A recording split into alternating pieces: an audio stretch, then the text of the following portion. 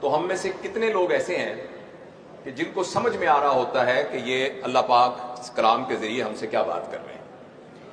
ہمارے ایک دوست ہیں، میں پرائیویسی کی وجہ سے ان کا نام نہیں لیتا، وہ پاکستان کے ایک صوبے کے چیف جسٹس ریٹائر ہوئے تھے، تو انہوں نے یہ واقعہ بتایا کہ میں ایک سرکاری ڈیلیگیشن کے ساتھ سعودی عرب گیا،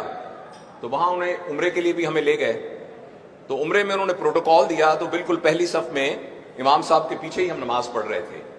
تو فجر کی نماز تھی، تو نماز میں امام صاحب نے کچھ تلاوت کی تو امام صاحب رونے لگ گئے،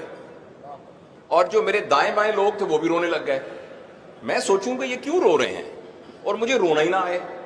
اور جب سلام پھیرا تو سب کے گال بھیگے ہوئے تھے، امام صاحب کی بھی گھگی بندھی ہوئی تھی، مجھے بڑی شرم آئی کہ مجھے تو رونا ہی نہیں آیا، پتہ نہیں کوئی ایسی کیا خاص بات تھی۔ تو میں نے ساتھ والے سے پوچھا، اس نے کہا آپ نے سنا نہیں جب انہوں نے کہا تھا وَامْتَازُوا الْيَوْمَ أَيُّهَا الْمُجْرِمُونَ،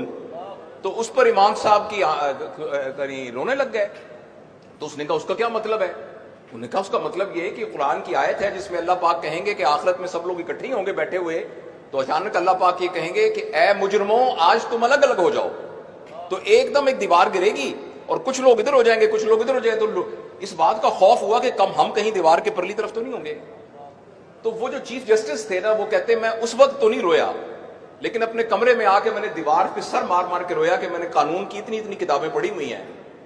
لیکن مجھے اس بات کی سمجھ نہیں آئی کہ اللہ پاک نے قرآن میں کیا کہا۔ میں آپ سے یہ نہیں کہتا کہ آپ میں سے کتنے لوگ ایسے ہیں جنہوں نے جب اس بچے نے تلاوت کی تو ان کو سمجھ میں آ رہا تھا، ہم میں سے کتنے لوگ ایسے ہیں کہ جب انہوں نے کہا والتین والزیتون، قسم ہے انجیر کی، قسم ہے زیتون کی، وطور سینین، اور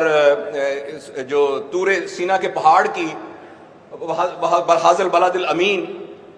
تو ہم میں سے کتنے، اور انسان کو بہترین خلق سے پیدا کیا، تو ہم میں سے کتنے لوگوں کو یہ بات سمجھ میں آئی تھی کہ اس طرح کی عجیب ڈیفرنٹ قسم کی قسمیں کھانے کے بعد اللہ پاک نے یہ کیوں کہا ہے؟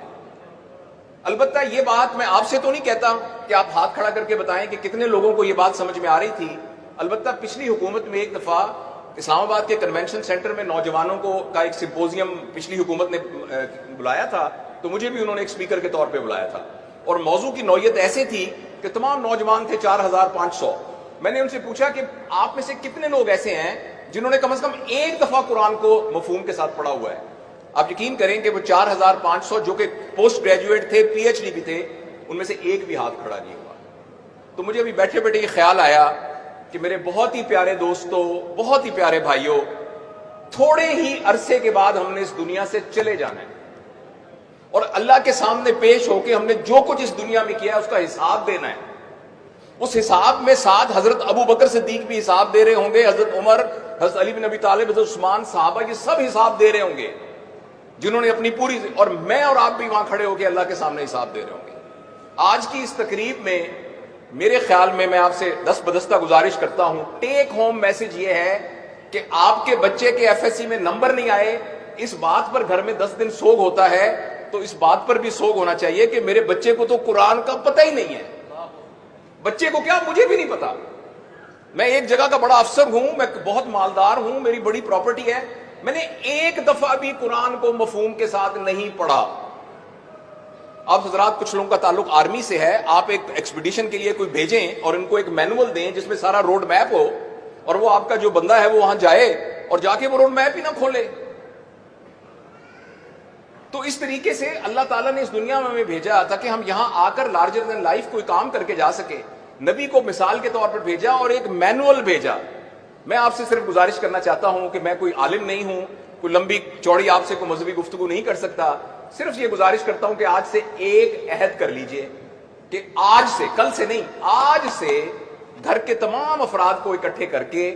کم از کم آدھے گھنٹے کے لیے سارے لوگ اہتمام سے قرآن کا کم از کم ایک رکوع ترجمے کے ساتھ پڑھیں گے۔ میں آپ کو پوری ذمہ داری سے کہتا ہوں، آپ یہ گھر میں کرنا شروع کر دیجئے۔ قرآن خود معلم ہے، قرآن خود ہمیں سکھانے لگ جائے گا۔ جہاں آپ کو کوئی مشکل کمپلیکیشن ہو تو علماء حضرات سے رابطہ کیجئے، البتہ لیکن قرآن ہمیں خود پڑھنے کے لیے اللہ تعالیٰ نے نبی کریم صلی اللہ علیہ وسلم کے ذریعے سے اللہ ہم سے مخاطب ہوا ہے، تو اس کے لیے میں آپ سے یہ گزارش کرنا چاہتا ہوں۔ اس پر البتہ میں اپنے دل کی تسلی کے لیے اور اپنے آپ کو بھی میں کمٹمنٹ کرنے کے لیے یہ ضرور کہوں گا کہ آپ میں سے کتنے لوگ، خاص طور پہ ہماری بیٹیاں اور بہنیں، کتنے لوگ اپنے دل میں اس بات کا تہیہ کرتے ہیں کہ آج سے انشاءاللہ ہمارے گھر میں کم از کم ایک رکوع قرآن کا پڑھا جائے گا. ہماری اولاد، ہمارے بیوی بچے، ہمارے گھر کے ملازم، ہمارے کھانا کھانے والے قیامت کے دن ہمارا گریبان پکڑیں گے. ہمارے وہ بچے جن کو ہم نے پڑھا لکھا کھلا کے پتہ نہیں کہاں پہنچا دیا، وہ ہمارا گریبان پکڑیں گے کہ آپ اتنے پڑھے لکھے، اتنے مالدار، اتنا سب کچھ تھے، آپ نے ہمیں ایک دفعہ بھی قرآن نہیں پڑھ کے مفہوم بتایا. آپ کو پتہ ہی نہیں سورہ کہف میں کیا لکھا ہوا ہے، آپ کو پتہ نہیں سورہ اعراف میں کیا لکھا ہوا ہے. تو میرے بھائیو، یہ میری گزارش تھی. اللہ تعالی ہم سب کو عمل کی توفیق نصیب فرمائے.